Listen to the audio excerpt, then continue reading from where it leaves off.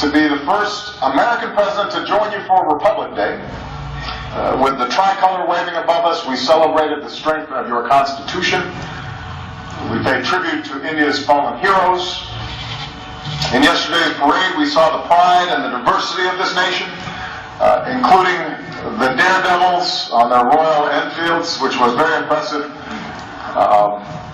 Secret Service does not let me ride motorcycles, especially not on my head. I realize that the sight of an American president as your chief guest on Republic Day would once have seemed unimaginable, but my visit reflects the possibilities of a new moment. As I've said many times, I believe that the relationship between India and the United States can be one of the defining partnerships of the century. When I spoke to your parliament on my last visit, I laid out my vision for how our two nations can build that partnership. And today I want to speak directly to you, the people of India, about what I believe we can achieve together and how we can do it. And my commitment to a new chapter between our countries flows from the deep friendship between our people. And Michelle and I have felt it ourselves. I recognized India with the first state visit of my presidency, where we also danced to some pretty good bhangra. For the first time, we brought Diwali to the White House. On our last celebration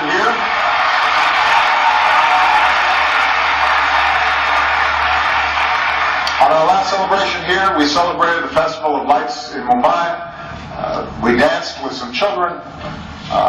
Unfortunately, we were not able to schedule any dancing this visit. Señorita, bade desho mein, you know what I mean.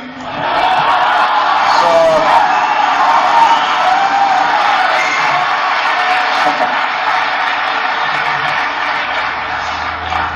everybody said, by the way, how much better a dancer Michelle was than me, which hurt my feelings a little bit. On a more personal level, India represents an intersection of two men who've always inspired me. When Reverend Dr. Martin Luther King Jr.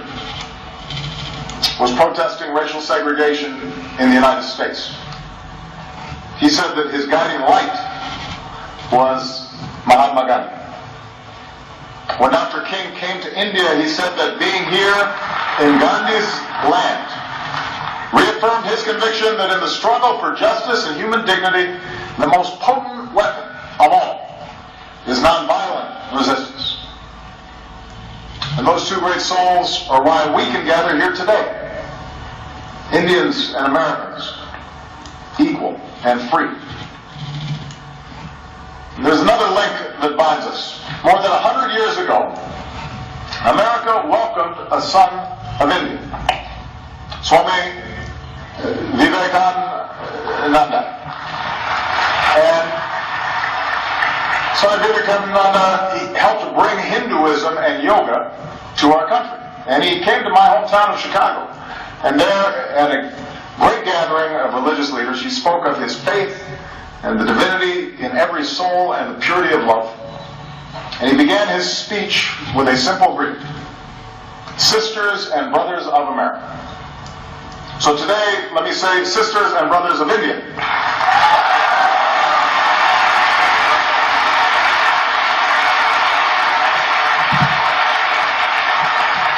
My confidence in what our nations can achieve together is rooted in the values that we share.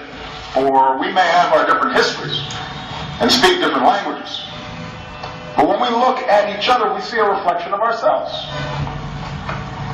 Having thrown off colonialism, we created constitutions that began with the three same words: